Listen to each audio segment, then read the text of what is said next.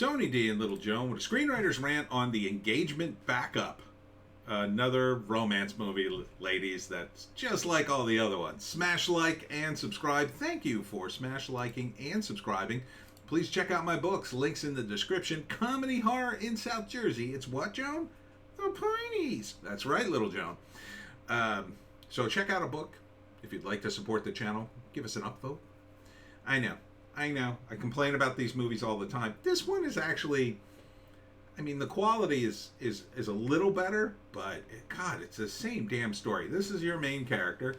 She's the single lady, and then this is her friend, and they, for some reason, run a small museum, and they don't want to sell it off to a big, mean corporation, so they come up with the idea of renting it out for weddings. And one day they're taking pictures and she's wearing a wedding dress, and this guy shows up and yells at them, and he deletes the pictures, and then she takes another picture of them talking to each other, and she uses the picture, the friend, as part of her vision board and accidentally sends it out. And then it turns out the guy in the picture is a famous millionaire that they didn't know, or heir to some major fortune, of course.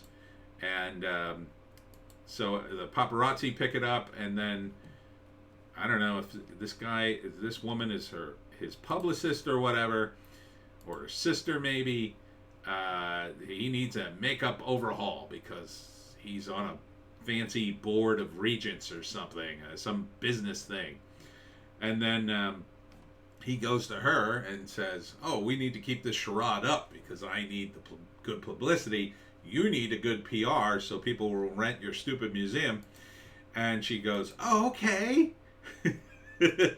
Of course. And so then there's many episodes of the parents going, "What? You're engaged? I didn't even know you were dating." And then, they're followed around by paparazzi. Then he introduces them to introduces her to his parents.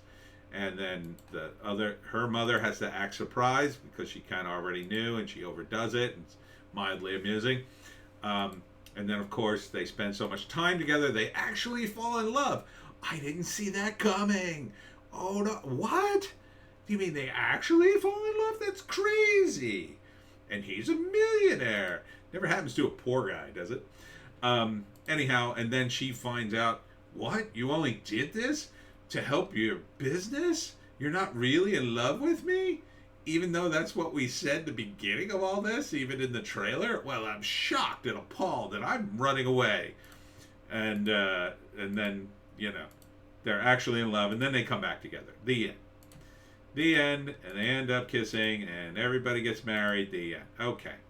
This is, I don't know why you would put this black lettering on a dark background. This is a Canadian film. Province of British Columbia. Where's everybody's mask, by the way? So, yeah, I don't know any of the actors. Written by Melanie Martinez. Directed by Nicholas Humphreys. So, I guess. Yeah, I mean, this is like every damn romance book or movie. It's the same plot over and over again. Beautiful woman who's somehow single runs into millionaire handsome man and ends up falling in love and marrying him. There's a little bit of mild conflict, but in the end, they love each other because that's what always happens in these movies, ladies. And you love it. You love these movies. You can't get enough of them. They're like crack to some of you. So first act, they've got the stupid museum, and they take the picture, and it's a wacky coincidence. And then next thing you know, the paparazzi pick it up. In the second act, they decide to do the fake engagement, but they really fall in love. Third act, she's outraged for some reason that their fake engagement wasn't real, and then they have a breakup, and then they get back together, and they get married for real. So it's pretty much nonsense. I mean, this is, to me, this is the junk food of cinema for women, right? This is the Hershey's chocolate kisses of cinema. Yeah, they're not good for you, but you like them and you don't care.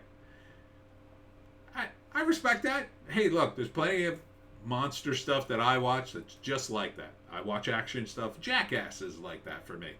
I don't expect anything much from it other than Johnny Knoxville to get hit in the nads and somebody to do something very, very stupid.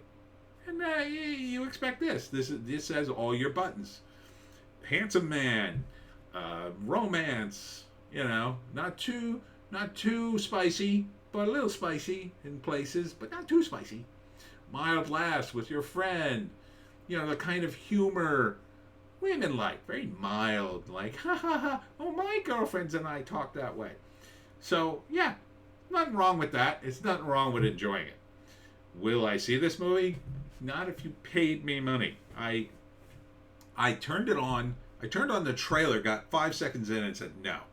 Then I went to the Better Call Saul trailer, but I haven't seen, I'm way behind on my Better Call Saul. I'm like 2 seasons. I since Michael McKean, the big thing happened with him at the end of that 1 season, I haven't watched it. So I'm way behind. So I didn't want to review that one. Although I watched the trailer and I was just like, where the hell's Walter White? But so I said, oh, let me go back, and oh God, it was painful to watch this thing. Not because it's particularly bad. The cast is fine. Even the dialogue's not awful, but we all know what's gonna happen. I don't know how you could spice it up. I really don't. And you're pretty much seeing the whole movie in the trailer. That's a problem. That's a problem with the trailer. Bad trailer. At least, again, you got to throw in a red herring for handsome lad here. You got to throw in a red herring. And, give us another guy she might potentially end up with. At least another guy. At least one other guy. And don't make him, like, cartoonishly bad that she's never going to go with him. Make him, like, who knows which one she'll end up with. And then she ends up with the right one, whatever that is.